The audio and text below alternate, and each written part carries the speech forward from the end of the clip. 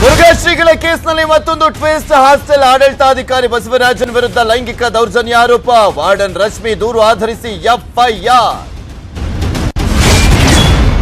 POCSO case ದಾಖಲಾದರೂ ಈವರೆಗೂ ಆರೋಪಿಗಳ ಬಂಧನವಿಲ್ಲ. ಮುರುಘಾ ಮಠದಲ್ಲಿ ಆರೋಪಿಗಳು ರಾಜಾರೋಷ ಓಡಾಟ.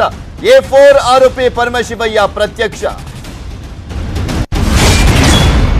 ರಾಜ್ಯದಾದ್ಯಂತ ಮುಂದುವರೆದ ಮಹಾಮಳೆ ಆರ್ಭಟ. ಬೆಂಗಳೂರಿನ ಬೆಳ್ಳಂದೂರು, ಮಹದೇವಪುರ ಜಲಾವೃತ. ರಾಮನಗರ ಜಿಲ್ಲೆಯಲ್ಲಿ ಇನ್ನೂ ತಗ್ಗಿಲ್ಲ ಪ್ರವಾಹದ ಅಬ್ಬರ.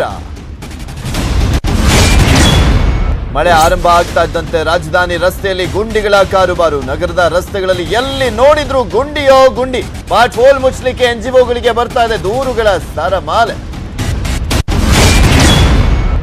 ರಾಜ್ಯದಾದ್ಯಂತ ಗಣೇಶ ಚತುರ್ಥಿ ಸಂಭ್ರಮ. ಬೆಂಗಳೂರು, ಮೈಸೂರಿನಲ್ಲಿ ವಿಶೇಷ ಪೂಜೆ ಪುನಸ್ಕಾರ. ಗಣೇಶೋತ್ಸವದ ಜೊತೆ ಸಾವರ್ಕರ್ ಫೋಟೋಗೂ ಪೂಜೆ.